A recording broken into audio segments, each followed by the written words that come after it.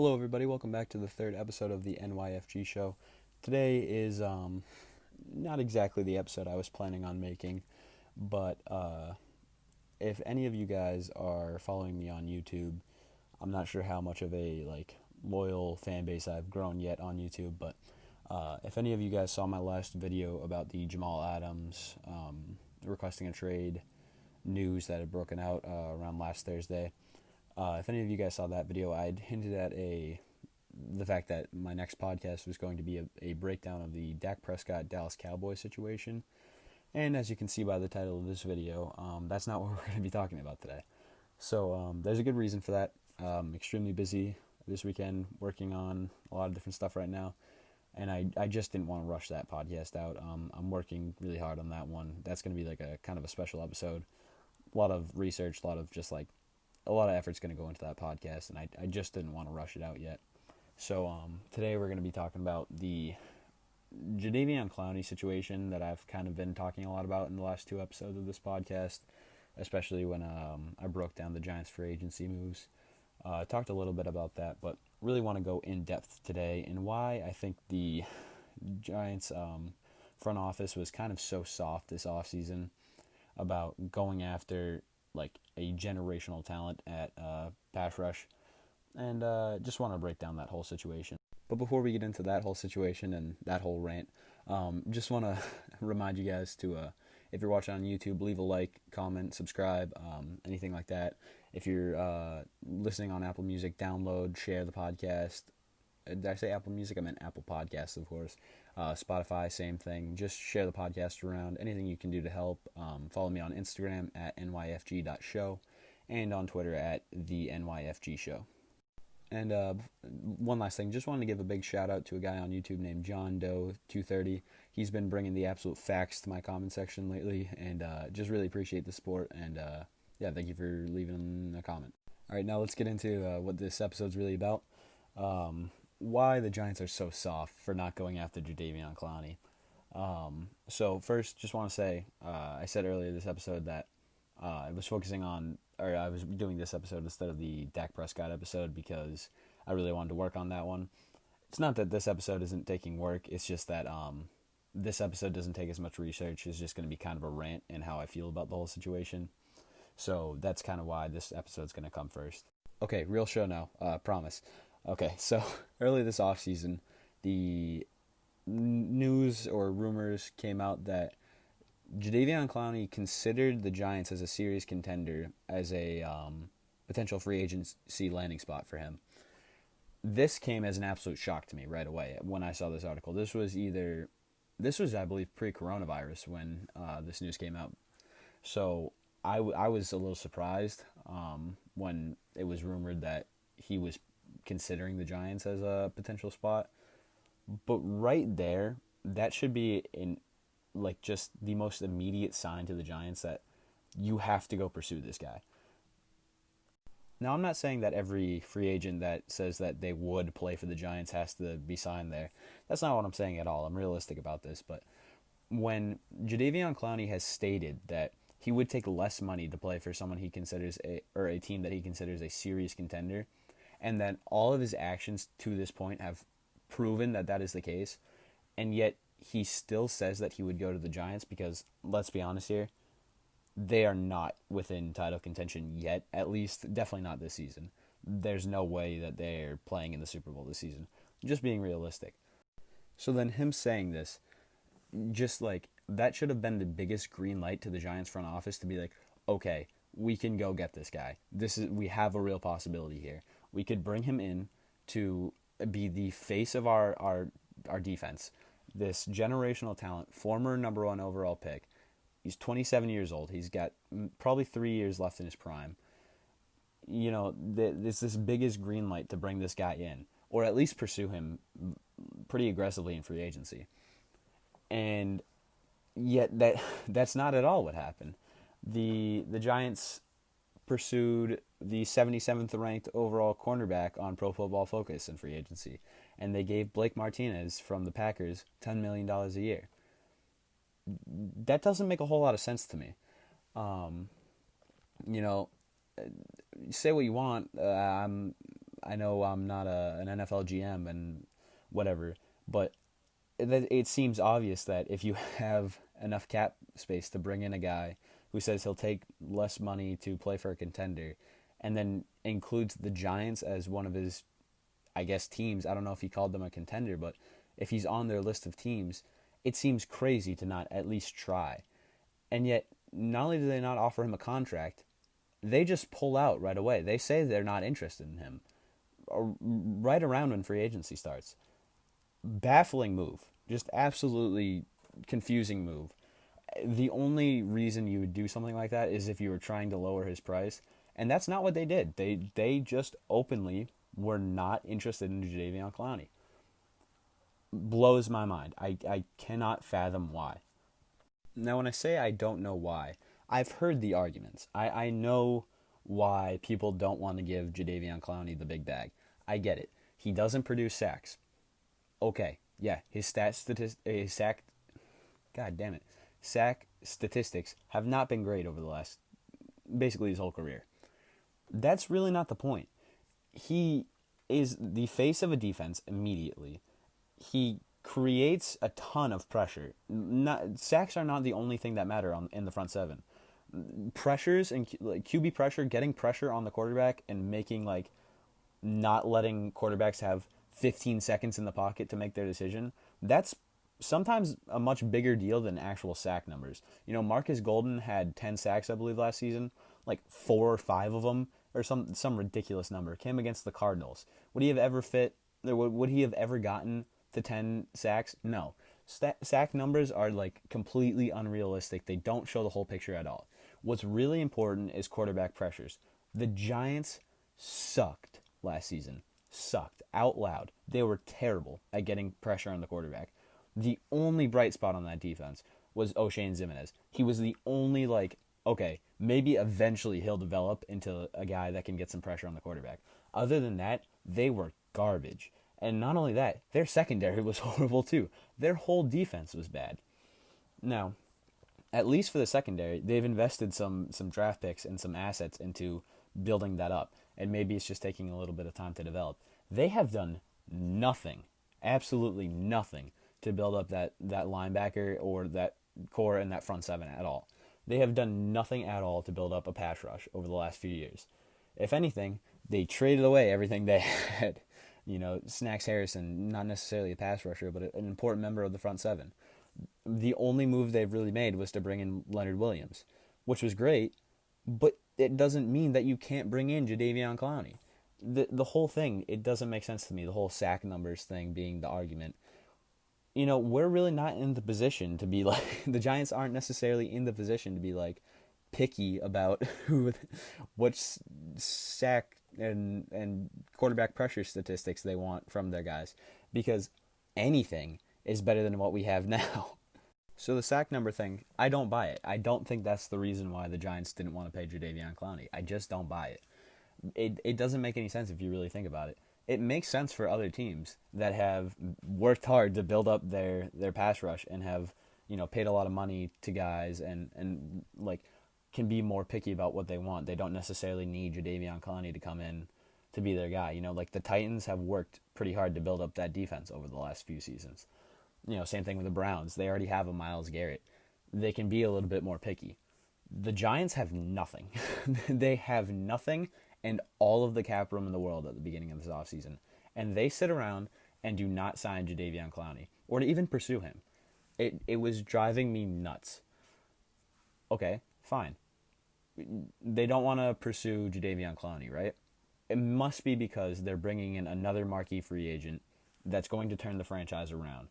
Maybe, since their secondary was so bad last year, they'll target the best cornerback in the class. Can I tell you what happened? You want to guess? They didn't do that. They didn't go after cornerback Byron Jones from the Cowboys. They went instead after the second best cornerback in the class, and James Bradbury, who was the 77th ranked overall cornerback on Pro Football Focus. Now, does that mean everything? No. But does it mean that he can be the number one cornerback here and be the lockdown cornerback? I highly doubt it. Another kind of argument I've heard, this one, I guess, is not necessarily an argument, but I was watching a video by Fireside Giants. Check them out on YouTube if you haven't yet. They're great. But they wrote an article about how the Giants this season are following a similar formula to the 2018 New England Patriots team that beat the Los Angeles Rams in the Super Bowl.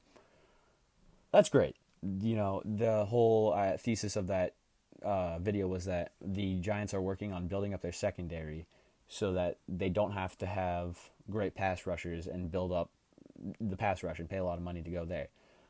There's a great video, not knocking those guys at all. They do not deserve to be slandered the way I'm trying to go after Dave Gettleman here. But the thing about that is, that doesn't mean you don't go after any guys in the front seven at all. The New England Patriots, although they didn't have a Von Miller or a Khalil Mack or like the greatest pass rushers, they still had a great, or at least a decent pass rush. They had Trey Flowers and Kyle Van Noy. They had guys. They had real players on that team. That Giants team last year, again, had absolutely nothing. So to compare them to the 2018 Patriots, and that's why they wouldn't bring in Jadeveon Clowney, and that's why they aren't giving big money to the pass rush, I don't think that's really fair at all. It doesn't mean you just stop building up the pass rush at all and letting 7, just random walk-on guys. I know that's not what we have. I like some of the players in the front seven, but just letting 7 guys just go play those positions because you're trying to build up your secondary, you still have to make some moves here. And, you have all this cap room this offseason, and you just don't do anything to build up that pass rush. It's insane. That was such a big problem last year. I don't know how you don't address it. You go after, same issue as last episode. Kyler Fackrell, great. Is he anywhere in the same caliber? I know he's getting paid less, but is he going to force a double team the way Jadeveon Clowney would? No, it's ridiculous. The Giants just sat around and did nothing this offseason. So now that I've whined and cried about all the arguments for not signing Jadeveon Clowney, let me explain my reasons for why the Giants should have prioritized him and signed him this offseason. The first one's pretty obvious. He's Jadeveon Clowney. Everyone knows who he is. He's a stud. He's a generational talent at pass rusher. He plays defensive line, outside linebacker, all over the front seven. He's an absolute stud. The sack numbers aren't there. Okay, fine. He creates so much pressure. He wreaks havoc on other teams. I know the sack numbers aren't there. He forces a double team. That is something the Giants don't have right now, besides maybe Leonard Williams. They don't have the guy that can force the double team. They have no one creating that pressure right now. That's the number one reason. That's the most obvious reason why he should have been prioritized. The second reason is that they didn't go after Byron Jones, or at least didn't sign him. That's another really frustrating reason.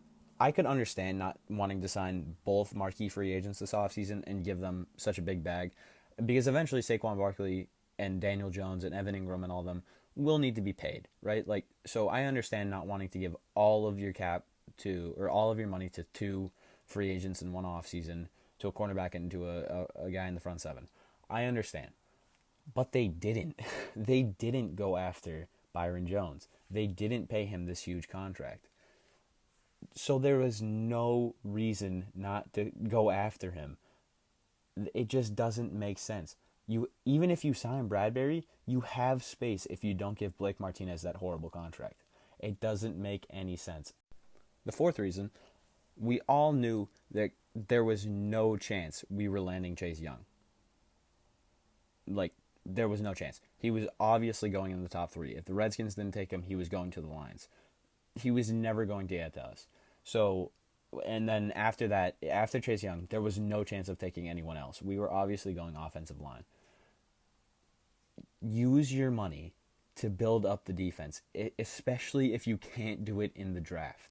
And the last reason, and this is my favorite reason personally, I know the most obvious reason, the first reason I said about him being such a generational talent and all that, that's probably the best reason to most people.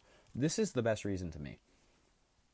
If you sign him, his contract is still within your window of trying to win. Because let's be honest, like it's blatantly obvious the Giants aren't going to the Super Bowl this year, as I said earlier.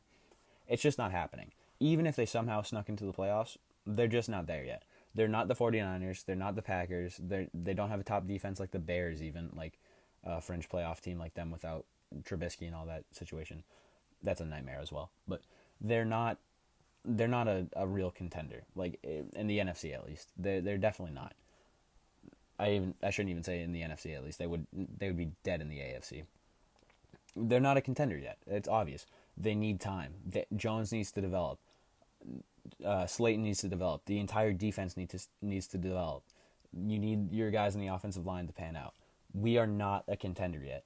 I understand not wanting to give a ton of money to a guy that would come in for like 2 years or 1 year. Like, it wouldn't make sense to do a 1-year rental on Jadeveon Clowney right now. It wouldn't make sense to go like when the 49ers signed Richard Sherman. It wouldn't make sense for us to go do something like that back then. It makes sense to bring in a 27-year-old pass rusher in his prime, who will have his prime, probably still be in his prime within 3 years from now, barring any injuries. That is when you are going to compete. 2 to 3 years from now is when you are going to be in your prime window. Jones will be on his rookie contract. Barkley will be, I believe, on his 5th-year option. That would be your time to compete. That is like your golden opportunity to win the Super Bowl, or to try to make some kind of push. That is like the time where you've seen what players have developed. You've known how much like you're going to have to pay everyone. You still have your quarterback and running back on rookie contracts. You have so much money to build up the rest of the team that is your window. You have a chance to start that right now and get people excited for that, and you didn't do it. You didn't bring in the guy that was going to be in his prime during your winning window. He was going to be an absolute all-star, an absolute stud in your winning window, and you didn't bring him in. And that's kind of my main thesis of this episode of the podcast, is that's why Dave Gettleman is so frustrating and such an annoying GM, because like you give him a layup. This is the easiest, like, at least go after this guy of all time. He's still young, like not a cheap contract by any means, but maybe he's willing to take less money to play for us. You know, he's going to be in his prime in your winning window. It seems like a absolute layup, and he doesn't go after them. He settles for mediocre talent at positions that he can't develop, or not he can't. Like, I know he's not the one developing the players, but in positions that they haven't developed over the last few years, and he gives them crazy money, and now we can't sign Jadeveon Clowney. Like, I mean, maybe we could figure something out, but it is virtually impossible at this point. And not only that, they've said they're not going to do it. And that's just, it's so frustrating. Like, you give this guy a layup, he just completely whiffs it. Like, just absolutely mishandled the situation. I don't see how you don't even pursue this guy. It doesn't make any sense to me. So that's going to wrap up this little rant episode here. If I'm wrong, please tell me. Like, let me know in the comments. Let me hear it. I would love to be wrong about this and find out, like, there was some, 3D chess reason why Dave Gettleman was like, we can't go after Jadeveon Clowney right now. It's not the right time. I would love for there to be some kind of reason, and, like, that I would understand other than the sack number thing. Like, that would be just fantastic. So if you have anything to say about this, please let me know. Leave a comment on YouTube, DM me on Instagram, tweet at me, just something. Like, let me know. Let me hear it. Other than that, this is going to be probably my last, like, rant podcast for at least a little bit, unless, like, something crazy happens, and who knows with Dave Gettleman, but unless something real weird happens, this is probably going to be my last rant episode for a little bit. Next episode is going to be very Giants friendly, because we're going to be lambasting the Cowboys and Dak Prescott. So if you're excited for that, let me know on Instagram or Twitter. That'd be great. Or just tune in. Should be up on either Wednesday or Thursday, maybe Tuesday if we're lucky, but that's probably a reasonable expectation. So yeah, if you like the show, leave a like, comment, subscribe on YouTube. share, download, all that on Apple Podcasts and on Spotify. Show's basically available anywhere you could possibly listen to podcasts, I'm pretty sure. If I'm missing one, feel free to let me know. And yeah, pretty much it. Sorry for such a rant, and that's it. I'm out.